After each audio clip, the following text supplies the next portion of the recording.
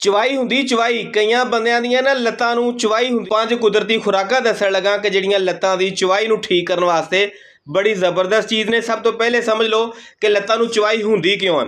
ਜਿਸਮ ਦੇ ਵਿੱਚ ਮੈਗਨੀਸ਼ੀਅਮ ਘਟ ਜਾਵੇ ਤੇ ਲੱਤਾਂ ਨੂੰ ਚਵਾਈ ਹੁੰਦੀ ਏ। ਜਿਸਮ ਦੇ ਵਿੱਚ ਆਇਰਨ ਦੀ ਕਮੀ ਹੋ ਜਾਵੇ ਜਾਂ ਫਿਰ ਜਨਾਬ ਅਸਾਬੀ ਕਮਜ਼ੋਰੀ ਹੋਵੇ, ਪੋਟਾਸ਼ੀਅਮ ਘਟ ਜਾਵੇ ਤੇ ਇਹਦੀ ਵਜ੍ਹਾ ਤੋਂ ਲੱਤਾਂ ਨੂੰ ਚਵਾਈ ਹੋ ਜਾਂਦੀ ਹੈ।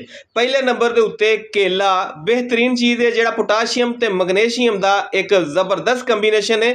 2 ਕੇਲੇ ਰਾਤ ਨੂੰ ਖਾਓਗੇ ਤੇ ਅੱਲਾ ਦੀ ਰਹਿਮਤ ਨਾਲ ਜਿਹੜੀ ਲੱਤਾਂ ਦੀ ਚਵਾਈ ਹੈ ਨਾ ਇਹ ਠੀਕ ਹੋ ਜਾਏਗੀ। ਦੂਸਰੇ ਨੰਬਰ ਦੇ ਉੱਤੇ ਬਦਾਮ ਤੇ ਅਖਰੋਟ, ਇਹ ਦੋਵੇਂ ਚੀਜ਼ਾਂ ਮਿਲਾ ਕੇ ਅਸਾਬੀ ਕਮਜ਼ੋਰੀ ਨੂੰ ਪੂਰਾ ਕਰਨ ਵਾਸਤੇ ਬਿਹਤਰੀਨ ਚੀਜ਼ ਹੈ।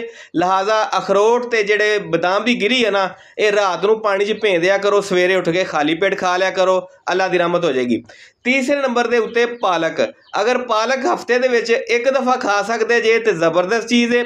ਇਹਦੇ ਨਾਲ ਜਨਾਬ ਜਿਸਮ ਦੇ ਵਿੱਚੋਂ ਆਇਰਨ ਦੀ ਕਮੀ ਜਿਹੜੀ ਹੈ ਨਾ ਉਹ ਕਾਫੀ ਹੱਦ ਤੱਕ ਪੂਰੀ ਹੋ ਜਾਂਦੀ ਹੈ ਤੇ ਲੱਤਾਂ ਦੀ ਚਵਾਈ ਘਟ ਜਾਂਦੀ ਹੈ। ਚੌਥੇ ਨੰਬਰ ਦੇ ਉੱਤੇ ਕੱਦੂ ਦੇ ਬੀਜ, ਇਹ ਵੀ ਮੈਗਨੀਸ਼ੀਅਮ ਦਾ ਇੱਕ ਬਹੁਤ ਵੱਡਾ ਖਜ਼ਾਨਾ ਨੇ ਤੇ ਇਹਦੇ ਨਾਲ ਵੀ ਜਿਹੜੀ ਇਹ ਦਰਦਾਂ ਹੁੰਦੀਆਂ ਨੇ ਨਾ ਲੱਤਾਂ ਦੀਆਂ, ਇਹ ਠੀਕ ਹੋ ਜਾਂਦੀਆਂ ਨੇ।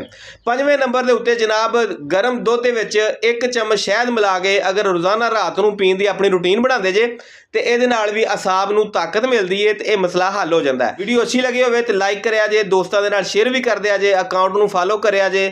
ਮੇਰਾ ਭਰਾ ਜਾਂ ਭੈਣ ਮੈਨੂੰ ਕਿੱਥੋਂ ਵੇਖਣ ਦਿਆ ਜ਼ਰਾ ਕਮੈਂਟ 'ਚ ਦੱਸ ਦਿਆ ਜੇ।